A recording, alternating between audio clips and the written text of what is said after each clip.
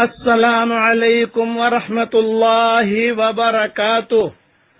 نحمده ونصلی علی رسولہ الکریم اما بعد رمضان کے متعلق سن لیجئے۔ حضرت اسماء بنت یزید رضی اللہ تعالی عنہا سے روایت ہے کہ رسول اللہ صلی اللہ علیہ وسلم نے ارشاد فرمایا، قیامت کے دن سب لوگ زندہ کیے جانے کے بعد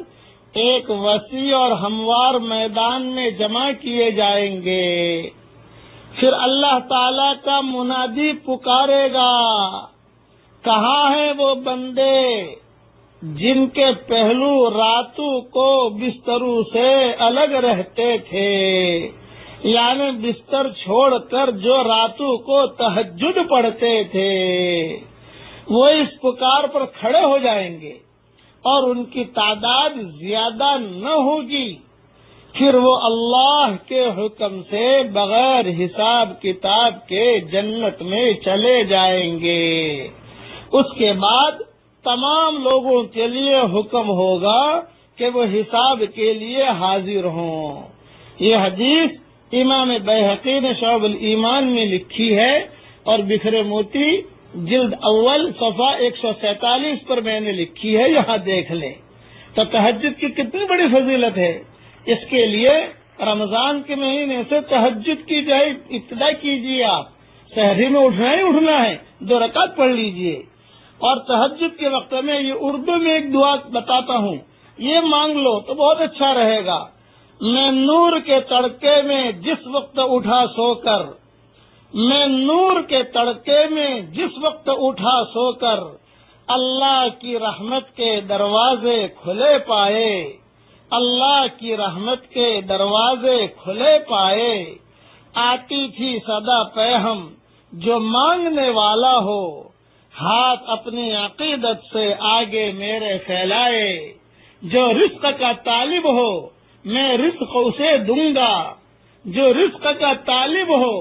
میں رزق اسے دوں گا، جو طالب جنت ہو جنت کی طلب لائے، جس کو گناہوں سے بخشش کی تمنا ہو، جس کو گناہوں سے بخشش کی تمنا ہو، وہ اپنے گناہوں کی کثرت سے نہ گھبرائے، وہ مائل توبہ ہو میں مائل بخشش ہوں، وہ مائل توبہ ہو میں مائل بخشش ہوں، میں رحم سے بخشوں گا وہ شرم سے پچھتائے، یہ سن کے ہوئے جاری آنکھوں سے میرے آنسو،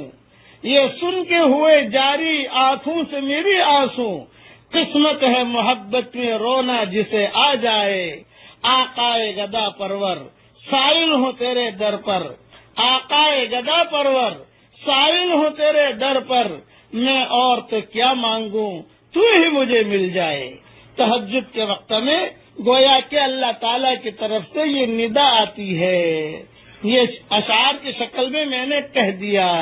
اور یاد رہے، ہمت ہو تو حضور صلی اللہ علیہ وسلم سورہ آل عمران کا آخری رکوع بھی تہجد کے وقت میں پڑھتے تھے، کبھی کبھار وہ بھی پڑھ لیجیے، لیکن اس میں پاکی کا ہونا شرط ہے، جنابت کی حالت میں نہیں پڑھ سکتے اسے، وہ تلاوت کی ایک شکل ہوتی ہے، اس لیے اس کو پاکی کے ساتھ پڑھیں تاکہ کم سے کم حضور صلی اللہ علیہ وسلم کی باتیں جو ہیں ہماری زندگی میں تو آ جائیں۔ اللہ تعالی ہمیں عمل کرنے کی توفیق عطا فرمائے۔ السلام علیکم ورحمۃ اللہ وبرکاتہ، وآخر دعوانا ان الحمد للہ رب العالمین۔